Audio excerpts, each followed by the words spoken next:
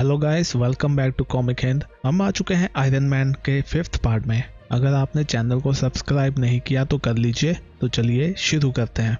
जैसा कि हमने लास्ट वाले एपिसोड्स में देखा था, आयरन मैन और हेलकैट पर हमला किया जाता है कॉर्वैक और उसकी टीम के द्वारा। कॉर्वैक खुद को गॉड बनाना चाहता है और उसके जैसी पावर चाहता है। कॉर्वैक ने जेम्स रॉड्स को भी बंदी बना के रखा हुआ है। उसने आयरन मैन को भी कहा है कि अगर उसने किसी की मदद ली तो वो उसको जान से मार देगा, इसीलिए वो लोग किसी सुपर हीरो के पास नहीं जा सकते। और कॉर्वैक का प्लान है टाटू, जो कि गैलेक्टिस की शिप है, उस पे जाने का, और उसको रोकने के लिए आयरन मैन अपनी टीम ढूंढ रहा है। यहाँ पर टोनी पहुंच चुका है पैट्सी के पास। वो कहता है, पैट्सी क्या तुम उसे अभी भी सुन पा रही हो? वो कहती है, नहीं अभी तो नहीं। वो कहता है, शुक्र है भगवान का। वो कहती है, तुम्हारे आर्मर की भी बुरी हालत हो गई है। टोनी कहता है, तुम रेस्ट करो, हमें तुम्हारी जरूरत पड़ सकती है, पर अभी के लिए मुझे बाकियों से प्राइवेट में बात करनी है। वो बाहर जाता है और कहता है, मुझे माफ करना, तुम्हें यहाँ पर ना ही कॉफी और डोनट्स मिलेंगे। मेरे पास इन सब के लिए टाइम नहीं था, और सच बताऊं इतने शॉर्ट नोटिस में मुझे तुम लोग ही मिले हो। यहाँ पर उसने एक छोटी सी टीम बनाई है जिसमें है Gargoyle, the Scarlet spider,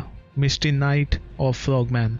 Tony कहता है, हेलकैट अभी ठीक है और मैंने तुम लोगों को ढूंढा हेलक्वाइन की वजह से, क्योंकि मुझे ये सब सीक्रेट रखना था, नहीं तो वो रोड्स को मार देते। तो स्कारलेट स्पाइडर कहता है, अच्छा तो इसलिए यहाँ पर अवेंजर्स नहीं है। टोनी कहता है, तो चलो मैं तुम्हें बताता हूँ, क्योंकि तुम्हें काफी कुछ बताना पड़ेगा पहले। आई होप तुम लोगों ने कॉर्वैक को सर्च किया होगा यहाँ पर आने से पहले। वो कहता है, लॉन्ग स्टोरी तुम्हें शॉर्ट में बता देता हूँ। वो वापस आ चुका है और तुम्हें याद होगा कि उसने एक बार सभी अवेंजर्स को मार भी दिया था, और उसके पास एबिलिटी भी थी पूरी दुनिया को खत्म करने की। पर उस टाइम वो एक फुल कॉस्मिक एंटिटी था, पर वो अभी एक एंड्रॉयड है, एक ऐसा एंड्रॉयड जिसने खुद को चार्ज कर लिया है 48 पेटावाट्स ऑफ एनर्जी से। और रेफरेंस के लिए बता दूं कि हमारी अर्थ भी बस 128 पेटावाट्स ही एब्जॉर्ब कर पाती है। मिस्टी नाइट कहती है, अच्छा तो वो एक पावरफुल है सन के जैसे। टोनी कहता है, मुझे लगता है कि उसने खुद को इतना पावरफुल इसलिए बनाया है ताकि वो टाटू गैलेक्टिस की शिप पर जा सके, और इसलिए भी कि शायद वो गैलेक्टिस को हरा सके।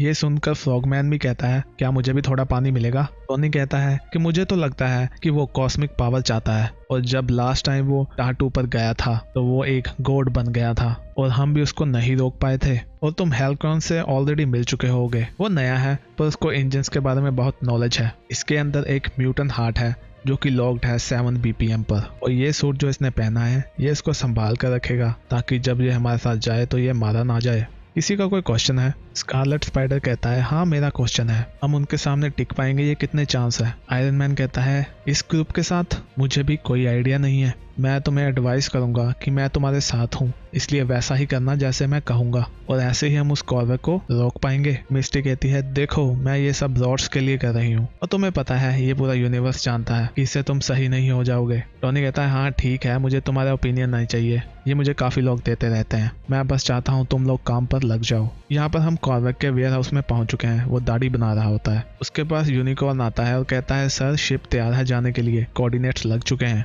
वो बाहर आता है और कहता है, ये शिप हमें लेकर जाएगी स्वर्ग के रास्ते पर। रॉड्स कहता है, अच्छा तो तुमने दाढ़ी काट दी, ये अच्छा किया। कॉर्वैक उसके मुंह पे लात जड़ देता है। ज़ाड कहता है, सर हमें निकलना चाहिए इससे पहले कि टाटू वहां से मूव हो जाए। कॉर्वैक कहता है, हम स्टार को अपने पीछे नहीं लेके आ सकते स्पेस में, इनको यहाँ ही सेक्रीफाइस करना होगा इसी प्लेनेट पर। कंट्रोलर कहता है, हमने वेसल को प्लेस कर दिया है और वो एक्टिवेट है। कॉर्वैक कहता है, बढ़िया, जाने की तैयारी करो, मुझे बस 1 घंटा चाहिए। यहाँ पर पैट्सी के कानों में अभी भी आवाज गूंज रही है। कॉर्वैक उसको बुला रहा है। वो कहती है, नहीं मैं तुम्हें कुछ नहीं बताऊंगी। उसे आवाज आती है कि रोड्स को बचाओ, टोनी को बचाओ, तुम सबको बचा सकती हो। उसको याद आता है कि कुछ साल पहले जब इसको इलेक्ट्रिक शॉक्स दिए गए थे और तब भी वो ऐसी आवाजें सुन रही थी। वो कहीं अंधेरे में है। कॉर्वैक उसको कह रहा है, तुम मेरे पीछे आती रहो। वो कहती है, तुम हम सबको मरवाना चाहते हो कॉर्वैक। यहाँ पर पैट्सी पहुंच चुकी है कॉर्वैक के सामने। वो कहता है, नहीं पैट्सी, मुझे पता है तुमने कितना सफर किया है, तुम अभी भी सदमे में हो। जब मैं सब कुछ ठीक कर दूंगा तो तुम्हारा सदमा भी चला जाएगा।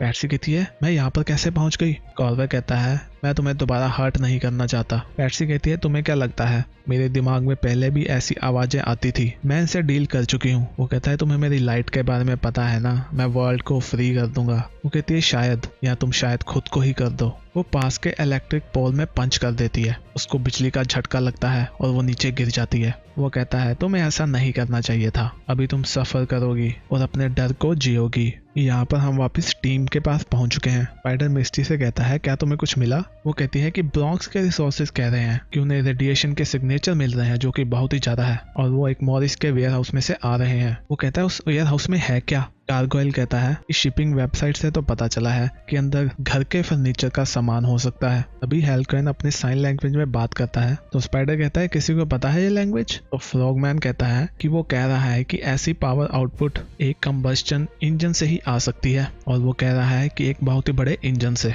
और वो कहता है कि गाइस हेलकर्ट भी यहाँ से जा चुकी है। वो लोग कहते हैं स्टार्क कहाँ पर है और हम देखते हैं कि टोनी एक बिल्डिंग पर बैठा होता है और वो कहता है तो पैट्सी तुम यहाँ रही। वो उसके पास जाता है और पूछता है क्या तुम ठीक हो?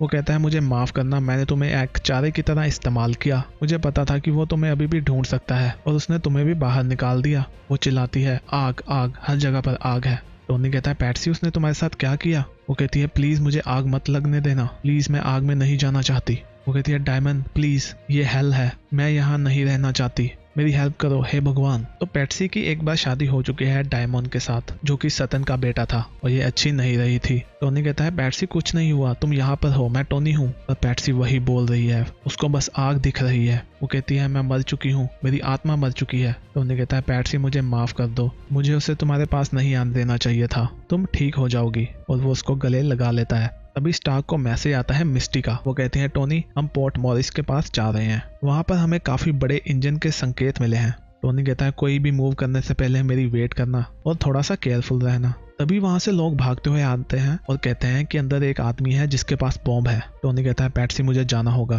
पैट्सी कहते हैं नहीं मुझे अकेले छोड़ के मत जाओ। टोनी कहता है मैं प्रॉमिस करता हूँ मैं वापस आऊंगा। वो कहती है नहीं मत जाओ। टोनी खुद को कह रहा है कि किसे सब कुछ पता है, ये मैं हूँ, क्या मुझे सब कुछ पता है? वो अंदर जाता है और उसके सामने होता है कॉर्वेक। वो कहता है हीरो तुम आ गए।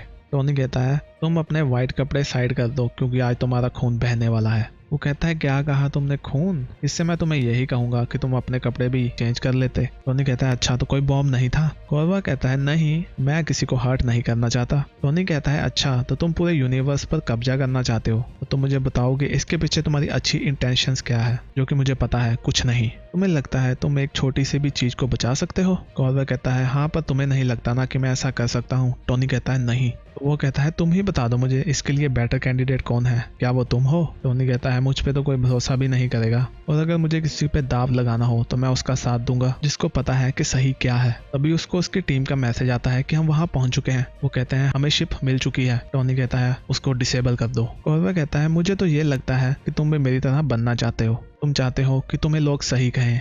यहाँ पर उसको मैसेज आता है टीम का कि अंदर कुछ नहीं है, ये शिप पूरी तरह खाली है। टोनी कहता है क्या? वो कहते हैं कि लाइट्स तो जल रही हैं पर यहाँ कोई नहीं है। वो कहता है मिर्ची वहां से जल्दी बाहर निकलो। तभी उस वेयर हाउस में एक बड़ा सा धमाका हो जाता है जो कि टोनी को भी सुनता है। वो जमीन पर बैठ जाता है और कहता है मिर्ची कोई मुझे सुन पा रहा है? टोनी कहता है नहीं नहीं नहीं। कॉर्वेक उसके कंधे पे हाथ रखता है। वो कहता है कि टोनी तुम मिसगाइडेड हो, तुम्हें ये लगता है कि तुम हर चीज के इंचार्ज हो, पर सच तो ये है कि तुम एक छोटे से कीड़े हो। तुम्हारे लिए अच्छा यही होगा कि जो मैटर्स तुम्हारे लिए नहीं है तुम उसमें ना पड़ो। टोनी को गुस्सा आता है और वो उस पर हमला कर देता है। कॉर्वेक पीछे गिर जाता है, उसका आधा फेस जल चुका है। वो कहता है बस इतना ही तो तुम यही कर सकते हो? टोनी के सूट में से भी आवाज आती है फेलियर की और इमरजेंसी मोड की। कॉर्वेक कहता है तुम्हारा सूट बिल्कुल ही तबाह हो चुका है। टोनी जमीन पर गिरता है और कहता है पैट्सी। कॉर्वेक फोन मिलाता है और कहता है कि हम 10 मिनट में निकलेंगे और गार्ड्समैन को कहना कि जो हमने ट्रैप रखा था एक नकली शिप का वो काम कर गया,